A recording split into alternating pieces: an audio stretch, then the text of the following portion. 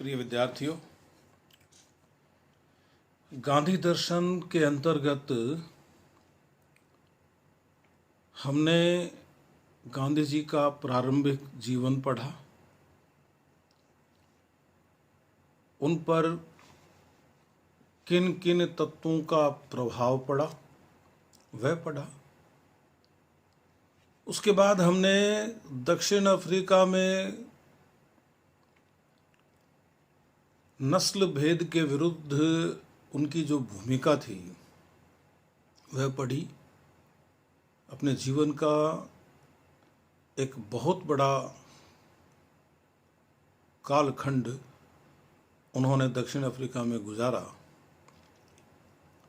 वहाँ उन्होंने जो प्रयोग किए वे प्रयोग पढ़े। हमें गांधी जी का दर्शन पढ़ना है। बहुत सारे आयाम हैं उनके दर्शन के। सत्य, अहिंसा, ब्रह्मचर्य, धर्म, राजनीति, धर्म और राजनीति का संबंध, शिक्षा, भाषा, सत्याग्रह का अर्थ, सत्याग्रह की तकनीक, बहुत सारे आयाम हैं।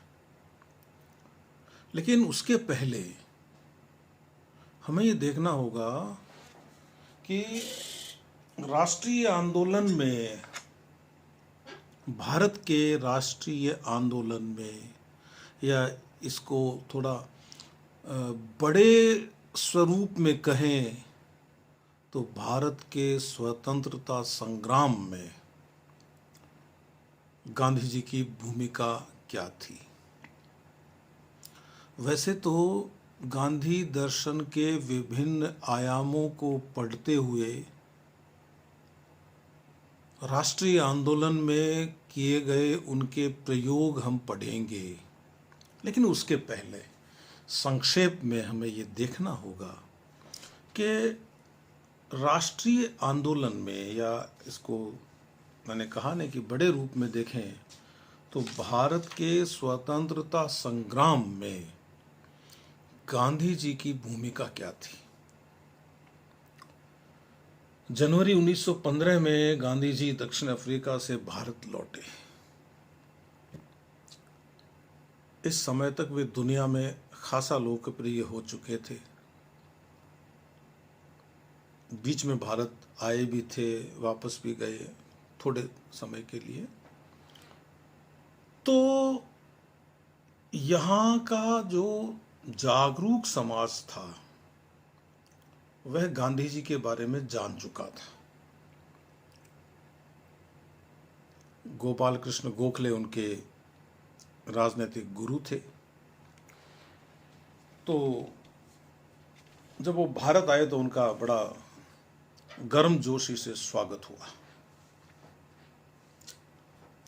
और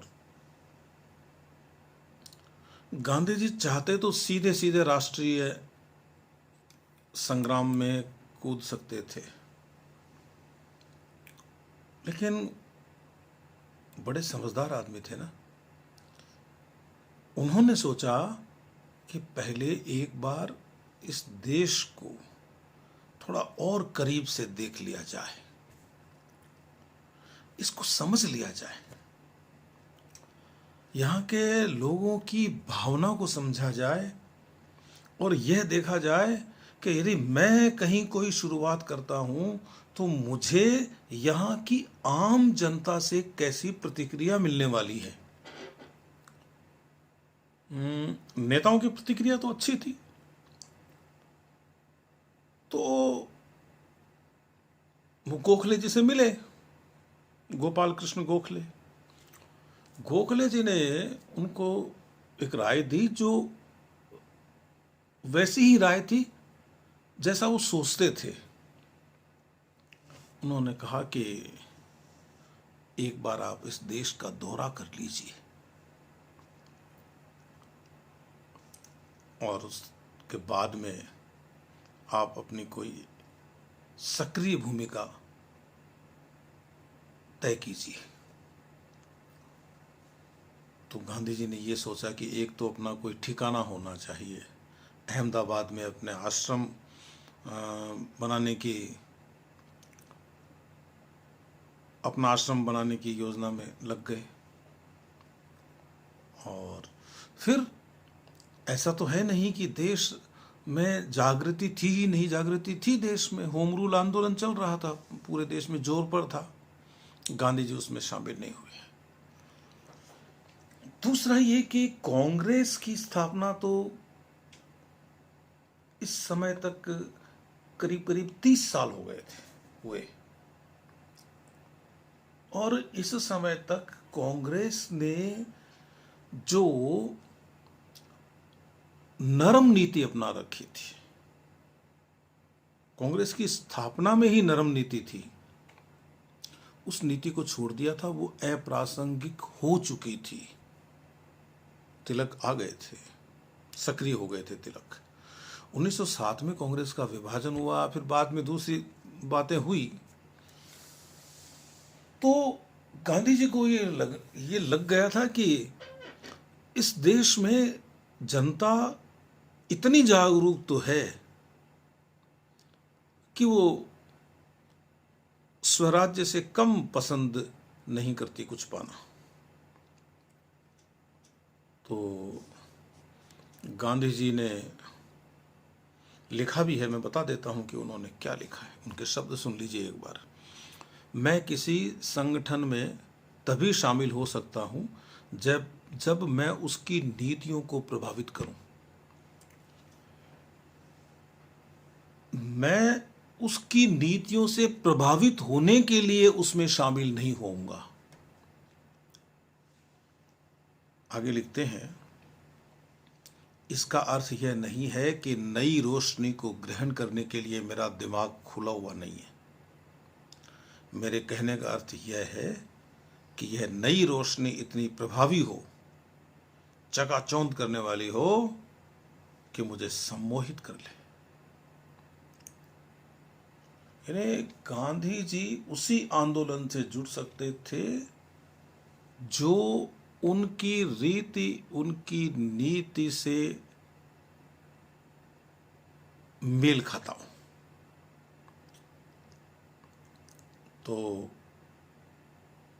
गांधी जी देश घूमे, उन्होंने देश को देखा और उन्हें लगने लगा कि इस देश में जनता को जगाने की जरूरत है।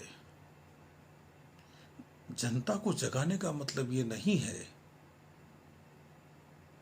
कि जनता में कुछ लोग जागरूक थे ही नहीं। मैंने पहले ही कहा, उनका यहाँ स्वागत हुआ, उनको कहा गया कि आप नेतृत्व संभालिए।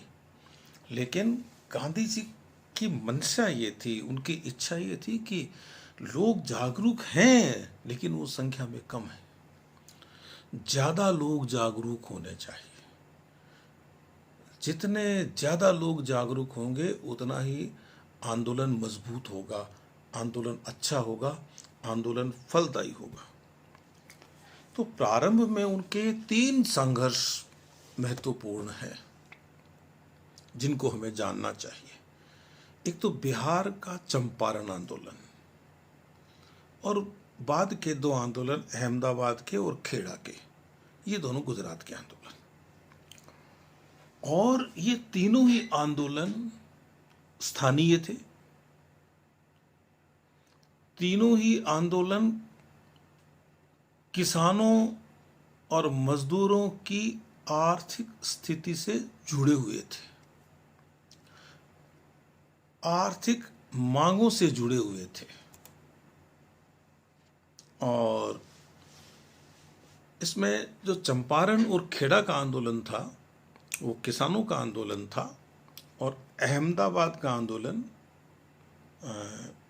उद्योग में काम करने वाले श्रमिकों का आंदोलन था। चंपारण का मामला कोई नया नहीं था। 19वीं शताब्दी के आरंभ से ही जो बागानों के मालिक होते थे गोरे, किसानों से बाकायदा एग्रीमेंट करवा लेते थे कि वो अपनी जमीन के 3/20वें हिस्से में नील की खेती जरूर करेंगे। इंडिगो एक प्लांट होता है और उसमें से अपन नीला रंग निकाल सकते हैं, और वो नीला रंग सफ़ेद कपड़ों को चमकाने में काम आता है, आज भी आता है। और ये जो पद्धति थी वो कहलाती थी 3 कठिया पद्धति। अब क्या हुआ कि 19वीं शताब्दी के खत्म होते होते और जर्मनी में नए जो रंग आए थे, जिनको डाई बोलते हैं रंग को, वैसे अपन, इन्होंने नील को बाजार से बाहर कर दिया। और चंपारण के जो यूरोपीय बागान मालिक थे वो नील की खेती बंद करने के लिए मजबूर हो गए, और उधर किसान भी नील की खेती से छुटकारा पाना चाहते थे। तो अब किसानों ने कहा भाई ठीक है, हमें मुक्त कर दो अनुबंध से। किसानों को अनुबंध से मुक्त करने के लिए लगान और जो दूसरे जो उनको जो भार लगाने थे उनकी दरें मनमाने ढंग से बढ़ा दी गई। और 1908 में इसके खिलाफ विरोध काफ़ी मुखर हुआ, लेकिन वो बागान मालिकों की लूट का जो कारोबार है ना, वो चलता रहा। 1917 में चंपारण में एक सज्जन थे, राजकुमार शुक्ल। उन्होंने कहा गांधी जी को कि आप हमारे यहाँ आइए, आप नेतृत्व कीजिए, आप देखिए। तो गांधी जी जैसे ही चंपारण पहुँचे, वहाँ के कमिश्नर ने कहा कि आप यहाँ से चले जाइए। गांधी जी ने कहा कि मैं इस आदेश को नहीं मानूंगा, मैं यहाँ मजदूरों के हित की बात करने आया हूँ, और इसके बदले में यदि मुझे कोई सज़ा मिलती है तो मैं वह सज़ा भुगतने को तैयार हूँ। लोगों ने देखा ये कैसा आदमी आ गया, जो आदमी ये कह रहा है कि मैं सज़ा भुगतने को तैयार हूँ, मैं छोड़ के नहीं जाने वाला हूँ। तो अचानक लोगों को लगा कि अरे ये तो कोई दिव्य पुरुष है, कोई महात्मा है। वो गांधी का महात्मापन यहीं से उभरना शुरू हुआ था। जिनको हमने बापू कहा ना, वो बापू का सही रूप भारत आते ही दिखना शुरू हो गया। वो तिलक और एनी बेसेंट उस समय जो होम रूल में सक्रिय थे, उन्होंने कहा ये तो कोई नया ही मामला आ गया, कोई नई चीज़ हो गई है ना। तो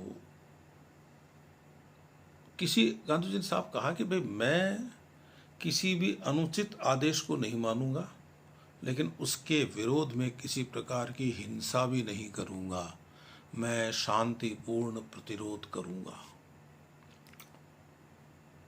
भारत सरकार इस समय तक ऐसी किसी स्थिति के लिए तैयार नहीं थी, और इस समय तक भारत में गांधी जी अंग्रेजी सत्ता के विरोधी के रूप में स्थापित भी नहीं हुए थे। यहीं से शुरुआत हुई थी। तो सरकार इस मुद्दे को तूल देना नहीं चाहती थी, तो उसने स्थानीय प्रशासन को कहा कि अपने आदेश वापस ले लीजिए और गांधी जी को चंपारण जाने दीजिए। तो पहली जीत तो यही हो गई। और इस बीच में सरकार को, जब वो गांधी जी वहाँ चले गए तो लोग साथ हो गए, तो सरकार को एक कमीशन बनाना पड़ा, एक आयोग बनाना पड़ा। गांधी जी को इसका मेंबर बनाया, और गांधी जी के पास पहले से ही बहुत सारे प्रमाण थे, किसानों के बयान उन्होंने दर्ज कर लिए थे, और उन्होंने आयोग को समझाया कि ये पद्धति अब खत्म हो जानी चाहिए, 3 कठिया पद्धति। तो बोले कि आप लोगों ने जो अवैध वसूली कर रखी है उसका 25% वापस दे दीजिए, 25% में समझौता हुआ मत। गांधी जी मान गए। कुछ लोगों ने कहा भी कि गांधी जी 25% पे समझौता कर बैठे, लेकिन ये गांधी जी की तकनीक थी, एक साथ कुछ नहीं मिलता, और एक सही समय पर आकर आंदोलन को खत्म करने की कला भी आप में आनी चाहिए। आप में वो साहस भी होना चाहिए कि आपको लगे कि अब आंदोलन इससे आगे नहीं खींचा जा सकता, तो फिर उसको वहाँ रोक के और किसी दूसरे अवसर की तलाश करनी चाहिए। तो एक दशक 10 साल में वो सारे गोरे जो मालिक थे वो छोड़ गए, वहाँ से चले गए। तो ये गांधी जी के राष्ट्रीय संग्राम में शुरुआत के दिन थे। अभी मैं अहमदाबाद और खेड़ा की बात भी आपसे करूँगा, लेकिन इसके आगे की कड़ी में करूँगा। Thank you very much.